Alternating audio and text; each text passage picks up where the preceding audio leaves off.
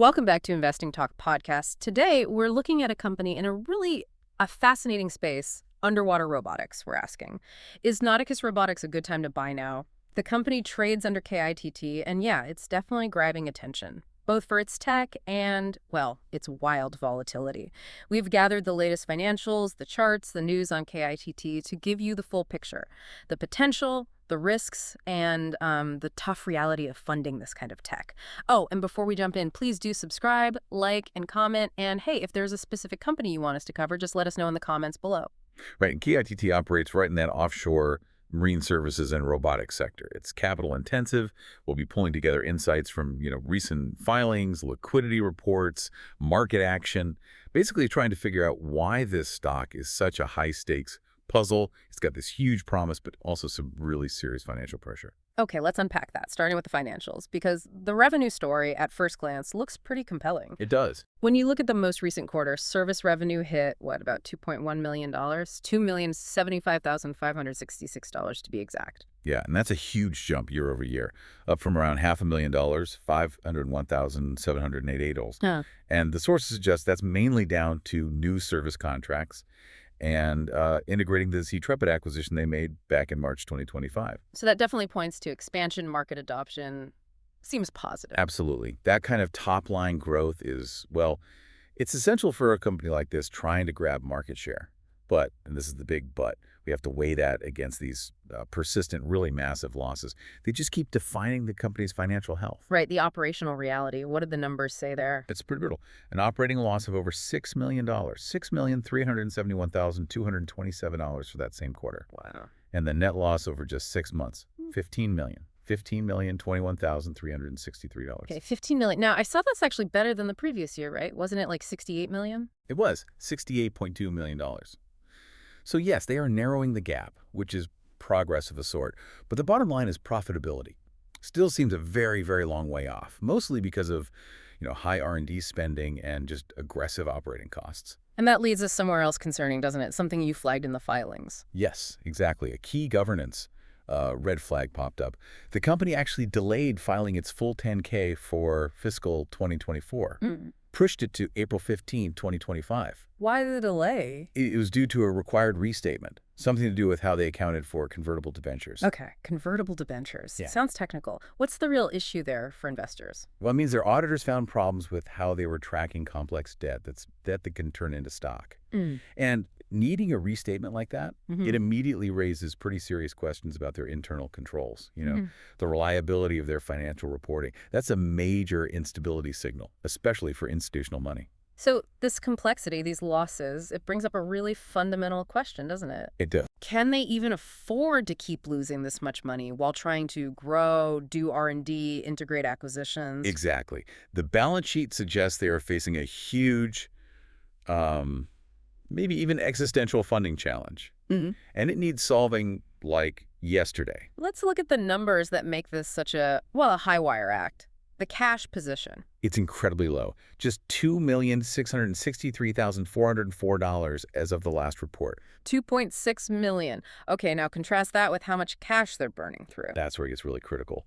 Operating activities use $14.01 million in cash over just 6 months. $14 million burned in 6 months. Yeah, do the math. That's almost $2.34 million per month going out the door. Wait a minute. If they burned $14 million in 6 months, but they only have $2.66 million left, what does that actually buy them? How much time is that? Not much, based purely on that burn rate. Their cash runway is dangerously short. We're talking like just over a month's worth of operating expenses. Just over a month? It's critical. The point is, without significant, immediate, and probably ongoing external financing, the company really risks running out of cash within the next 12 months. And management knows this? Are they saying anything? Oh yeah, they're not hiding it. They explicitly state in the filings that they need ongoing external funding to keep the business going, which of course immediately triggers the single biggest warning auditors can issue. That's the explicit going concern warning you mentioned finding in the filing. Exactly. For listeners who maybe haven't run into that term, what does it really mean? It's basically the auditors waving a giant red flag. They're saying, look, we cannot confidently say this company will have enough money to stay in business for the next year. That declaration puts the very survival of the company in doubt. Okay, so beyond just the cash balance, what else is worrying on the balance sheet? Well, there's the overall structure. The company actually has a stockholders deficit, negative $5.68 million. Stockholders deficit. That sounds bad. Can you simplify that? Yeah, it's maybe the simplest way to see how precarious things are. It just means their total liabilities, what they owe, which is $47.56 million, Okay. exceed their total assets, what they own, which is $41.88 million. So, plain English, they owe more than everything they own is worth. And that puts common shareholders, people holding the stock, right at the very bottom of the pile if things go south. And this desperate need for cash leads directly to another risk, right? Dilution. Absolutely. It's the almost inevitable price shareholders pay for the company's survival in these situations. They did raise $19.4 million gross over 6 months recently. Sure. But clearly, that money has just been eaten up by R&D and operating costs. Right. Gone already. Exactly. And the issue isn't just that they're raising cash, it's how. Take the August 2025 Series B preferred private placement, raised about $2.94 million. Okay, that gives them some crucial short-term breathing room, but it significantly ramps up the potential for future dilution of the common stock. That preferred stock comes with strings attached like a guaranteed 10% annual dividend and protective conversion features, meaning those preferred shareholders get paid first, their position is protected. It makes the leftover common stock riskier and, frankly, less attractive. Okay, so this financial instability, it's the harsh reality right now. But to understand why anyone is even looking at this stock, we need to shift gears, right? Look at the future. What are they actually building that might justify taking on this huge risk? Precisely. They're chasing differentiation with technology. Yeah. Specifically, autonomous subsea robots like their Aquanaut system, aimed at inspection, maintenance, and increasingly defense work. And connecting that back, their whole investment case really hinges on pulling this off, doesn't it? Achieving scale, executing flawlessly in this high-tech space. Completely. The tech isn't just a nice-to-have, it's the only potential way out of this financial hole. And what's really interesting is how much tech success they seem to be having, despite all the money troubles. Didn't they have a big milestone back in August 2025 with the Aquanaut Mark II? They did, yeah. A major report confirmed successful qualification testing of that flagship model. And the significance isn't just building a robot, it's where it can go, right? Ultra deep water. Exactly, reaching new ultra-deep water depths. And why that matters is, that's where critical infrastructure is located. We're talking oil and gas pipelines, communication cables, and increasingly defense surveillance systems. Getting qualified to operate reliably in that environment, it's not easy. It genuinely opens up potentially massive multi-billion-dollar markets that used to need huge expensive ships with crews. So that does provide a real technical edge. And their commercial strategy seems to be moving to partnerships and operations. Yeah, it seems like it. In July 2025, they announced a strategic partnership with Open Ocean Robotics. The idea is integrating their tech for more sophisticated subsea asset management. Plus, management came out saying they had an excellent start to their first quarter offshore operations in 2025, citing actual increased customer demand for autonomous solutions instead of the old way with manned vehicles. Okay, those are definitely strengths. The product works, the market seems interested, but how do they stack up against competitors? This must be a tough market. Incredibly tough. Yeah. It's intensely capital intensive, as we said. You've got these massive established players, oceaneering with deep pockets and long-term contracts. And then you've got other high-tech startups also fighting for position. So Nauticus's competitive moat, even with the cool Mark II tech. It's tenuous, really tenuous, because of the constant losses and just the sheer ongoing need for funding. They're basically racing against the clock to scale up before the money runs out. Okay, let's pivot from the fundamentals and the tech to what the market is actually doing. The stock price action. It must reflect all this risk we've been talking about. Oh, absolutely. Technically speaking, the overall trend is decidedly bearish, which, frankly, is pretty standard for a stock carrying that going concern warning. We're seeing it trading near all-time lows, but the defining feature seems to be just extreme volatility. That's the word for it. Daily price swings, often topping 10%. Like you said earlier, it's really become a playground for traders betting on news events, not a place for long-term investors seeking stability. Yeah, I saw in the last 30 trading days alone, it bounced between $0.18 and $0.29. That's a huge range driven purely by news and speculation. And a huge event that structurally changed things was that reverse stock split back in September 2025, a 1-for-9 split, effective September 5th. Right, the reverse split. Can you break that down? Why do companies do that? Well, a 1-for-9 reverse split is usually an act of financial necessity, bordering on desperation sometimes. They basically took every 9 existing common shares and squished them into one new share. Not to make it more valuable, though. No, not fundamentally. It was purely a corporate action to artificially boost the share price per share.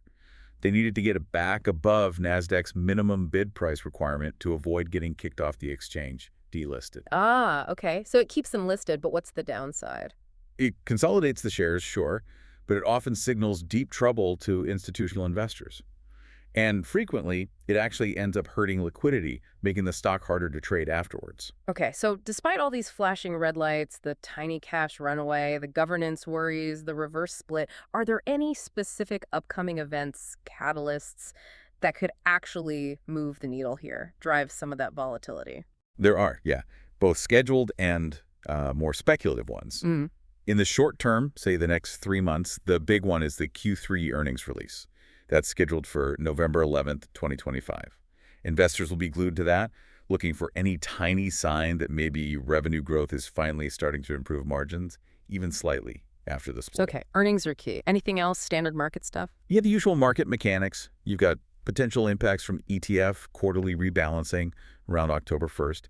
And we'll see institutional ownership disclosures coming out around September 30th, which might show who's brave enough to hold it. And beyond those scheduled dates, what about the rumors? Ah, yes, the speculative fuel. That's really what drives the day-to-day jumps. We've seen persistent market chatter about a potential game-changing defense sector contract win, specifically for the Aquanaut systems. That would be huge, obviously. A defense contract would definitely change the narrative. Right. What else is floating around? Other rumors include things like faster expansion into the European offshore market, maybe through new partnerships. Or, the ultimate exit strategy rumor.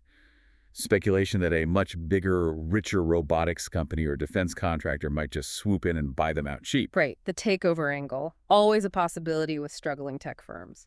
These rumors, while totally unconfirmed, are precisely what ignite those crazy daily price swings we talked about.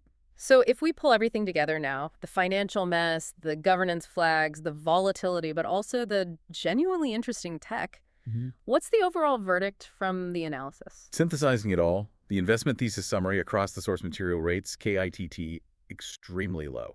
We're talking a 2 out of 10. 2 out of 10. That's pretty damning. It is. And that rating is overwhelmingly driven by those severe liquidity risks, the going concern warning hanging over them, the complete lack of any near-term path to actually making money.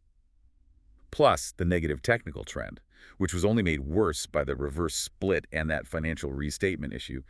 Honestly, the auditor's warning alone is enough to scare off almost all conservative investors. So the final recommendation from the reports is pretty clear. Unambiguous. Really, it is Right. explicitly not recommended for long-term investment, not even for conservative short-term trading. Any potential upside here is purely in the realm of ultra-short-term speculation, reserved only for traders with the absolute highest risk tolerance, basically gambling on news events or maybe a short squeeze. Okay, so what does this all really mean for you, the listener? This company, Nauticus Robotics, presents a classic, incredibly high-stakes situation. The risk of losing your entire investment, permanent equity loss, is extremely high. The financial structure just looks broken right now. And that's despite the genuinely fascinating and seemingly successful technological progress they're making with these autonomous underwater robots. Exactly. The key driver for the stock boils down to a simple race against time. Can they convert that cool tech into substantial, predictable, recurring revenue? Can they attract serious institutional investors to back them up and justify a higher valuation? And crucially, can they secure the long-term funding they desperately need to get rid of that going concern warning and just survive? Execution is absolutely everything at this point. Okay, here's a final thought, something provocative for you to chew on as you look into the sector more. We mentioned that operating cash burn was over $14 million in just 6 months. So let's say roughly $28 million needed per year just to stand still. Right, just to cover operations. Given that massive need and their tiny cash pile, how big would a single surprise contract win, like that rumored defense deal, actually need to be just to cover their operating costs for 1 year and make that going concern warning maybe, just maybe, go away. Hmm. It really puts the scale of the challenge into perspective, doesn't it? They're not looking for small wins here. They need an absolute blockbuster deal just to stabilize, something to think about. It certainly frames the challenge very starkly. Indeed.